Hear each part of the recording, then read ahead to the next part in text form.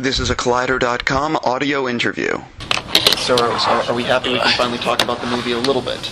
I don't know what I can talk about, so I'll just be giving a bunch of vague... I want to ask the IMAX question real quick. Mr. Nolan has been filming with IMAX a lot more on this one. Can you talk about what that's been like for you? Obviously, you have, I think, a little experience on the last one. A little experience in the last one, and also in the Prestige. When we were doing the Prestige, Chris was kind of experimenting with it at that time. Some of the stuff where, you have to have a twin brother and everything like that, we used it. Bloody noisy cameras, you got to do ADR whenever there's the IMAX camera coming out. But, it's going to be a hell of a great looking shot, it was stunning in the Dark Knight. I remember sitting at the premiere and people just feeling that they were in it, so it's a lovely piece of machinery. Could you talk about how much, like the percentage that he's been using on this film? Oh, no bloody idea. No, ask him about that, I tend to, I'm not an actor who tends to care. I don't ask, is this a close-up, is this a master, is this a wide, what you're doing? If I look up and notice the camera, I go, oh, it's a big one today, it must be an IMAX, and that's kind of it for me, because it doesn't affect what I'm doing. Over the 3 years since the last movie, you've been asked a lot about making this movie. It's always been about working with Chris again. Was there any doubt in your mind that you'd make another movie together, or was there kind of what was your instinct when you knew this movie was going to happen? I knew it was going to happen for me because I was contracted to do it, so I didn't have any choice. I would have been suited up the yin yang and be on the street and penniless if I hadn't done it. Chris, my understanding was, I could have chosen not to do it, but he had always talked about this as being a trilogy, and I think always liked the challenge of the fact that an awful lot of movies fail on the third one. Right, of course, yeah. There's some exceptions, but most of the time that's the real tricky one to pull off. And I think that he really likes the challenge of that. So, Christian, you gonna miss playing Batman after this? Yeah, of course I will. Yeah, yeah, definitely. Gonna miss wearing the suit. It's for all the kind of discomfort and the heat and the sweat and the headaches and everything from it. When you sit back and watch the movie at the end of the day, you go, "Oh, that's fucking cool." So I will miss that. Can you talk about a good bit of rubber. Bruce's relationship with Selena in this movie? I mean, we've seen a couple of shots of you guys just talking the stairs and stuff like that, holding hands. So. It's... Have you? Yes. You really? You think you have you? Oh, maybe some people are seeing things and they don't know what they're looking at. It's the evil twin. It could. No. It's quite interesting to watch and hear what people think we're doing. And you look and go, that's not what we're doing. But never mind. Let them think that's what we were doing. But can you tell us a little bit about what is going on with Selena and Bruce, and sort of how much does he fall in love with her, that kind of thing? I'm figuring it all out as I go along,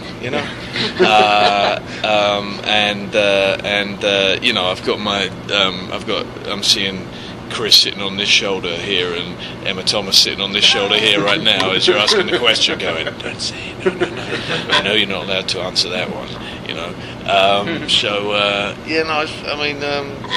I think let's leave that one till you see the movie. Batman's hair seems a little longer this time. Is there any significance to that? Yeah, there's a little,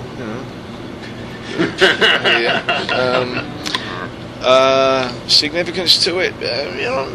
A certain amount, but we've always had to mess around with. Every single movie that we've done for the Batman stuff has always had hair that we've had to be able to adapt for different looks throughout, and so the longer you keep it, the more you can do with it. Can you talk about? Am I doing a good job at kind of answering the questions, but not really giving you shit? When we transcribe this, we'll all be banging our heads into this. Can you talk about? Does it give you, because this is a trilogy and this is an end for you and for Chris? Does that give you the freedom to, you're not leaving off where you're going to have to come back into another film. You can really bring an end to the arc of Batman for what you guys are doing. Yes. Does it give you the freedom to create a great character arc for him in this movie? Obviously, if the way I have no clue about what an audience is going to think about a movie. Thank God I've got someone like Chris who's really great at going, well, no, he represents the audience for us on the set. So for me, I love the character so much.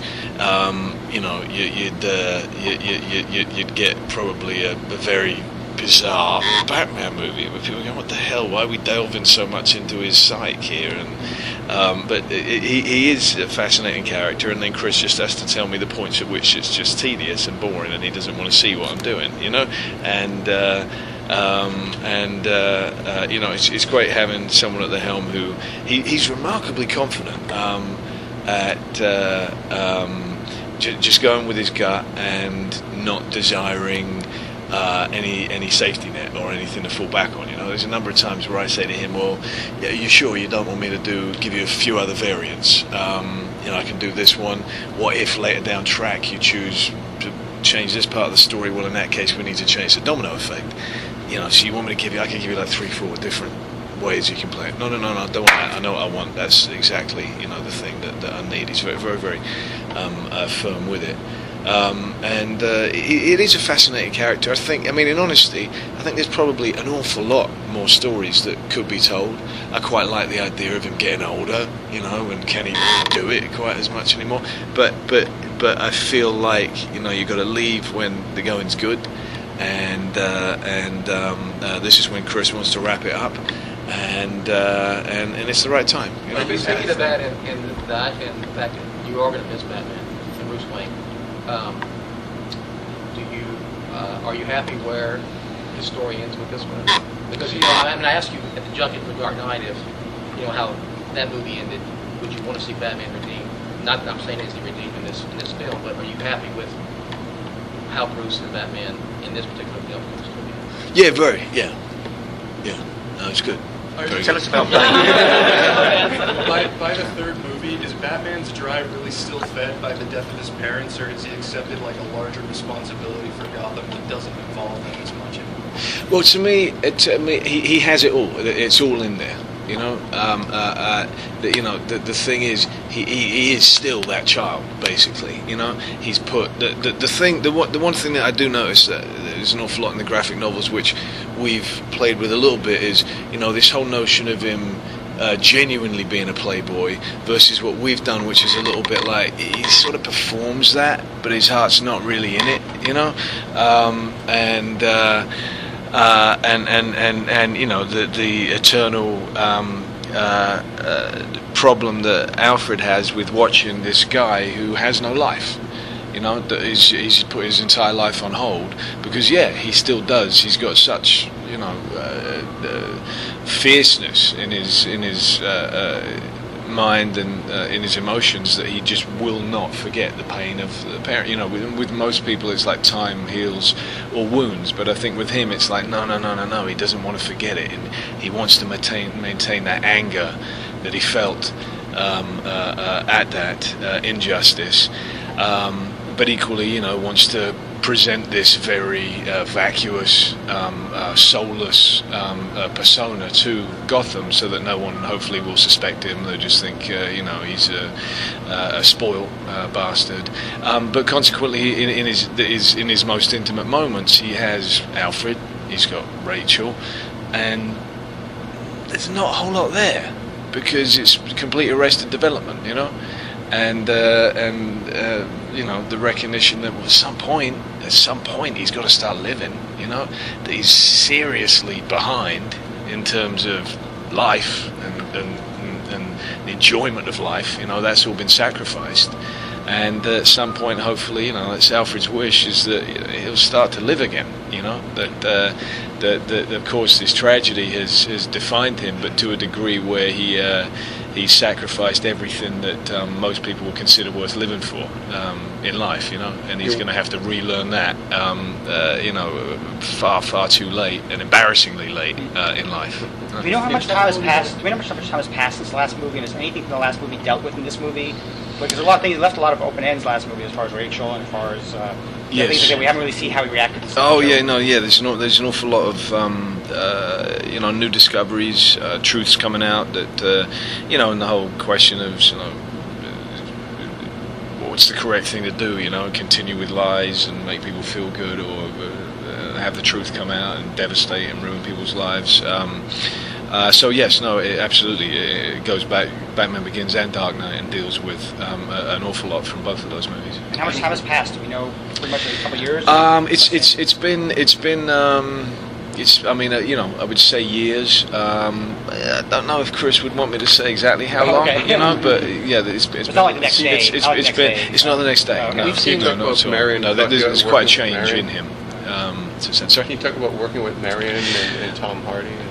Yeah, it's a real good cast. I worked with Marion really briefly in Public Enemies, and she's a wonderful, versatile actress so far. The work's been really great with her, with Anne. Likewise, I think she's doing something very different than most people probably would have seen her do before. And Tom, who I've been working with mostly the last few weeks, he's a real fascinating actor. He's going to be creating some wonderful characters over his career, and he's really doing so with this. He's kind of just gleeful, coming into work every day, and he's got a great character, that he can chew the scenery with in a good way, and he's a real deal. I'm very impressed with him. I'm very impressed with all of the cast in this one. We've seen a number of photos have hit the net of you fighting Bane. Right. Have you seen all those photos hitting the net? And also, I've seen some of them. Could you sort of talk about crafting fight scenes with Tom? And right. Could you talk about making that all work? We have fantastic stunt guys. Buster Reeves, who's been with us since the first one, and Tom Struthers. And the thing is, this is sort of what we do. They kind of work out what they would like to see in the fights, and then Tom and myself come in and bring in the story to the fights, because a fight which is just a knockdown, everyone punching each other, ceases to really be exciting after a while. You've got to figure a way that you tell a story within the fight, and also that you can get some very trained fighters who can follow an incredibly fast and furious fight. But I don't know about you guys, you watch UFC, sometimes you're going, I don't know what's going on, it looks like a bloody mess. You sometimes have to be able to just look at it with eyes like myself, someone who's not a trained fighter, and understand what's happening. And it's amazing the difference that between the fantastic stuntmen who come in and do their jobs, and then when Tom and I come in and say, okay, right, I get that, but this is what I've got to be thinking here, so I'm going to do it in this way. And actually seeing a fight that has description and a beginning, middle and end to it is a wonderful thing. It keeps it so much more entertaining, and means so much more than just showing off a few martial arts. Sorry, we're going to have to stop there. I'm sorry. Sorry guys, I've got to go jump on a plane. But that was very quick. You're a lot of fun. You're not shooting today? I'm not, no. Oh, okay. No, I'm not running around with Roethlisberger or anybody. All right, thanks very much. Thank you. Cheers. Take care. Has Mark called you about another fighter? No, we haven't spoken anything about it. I've heard that he's been talking with some people about it, but he hasn't spoken with me about it. Cool. Thank you. Thank you. Thank you very much.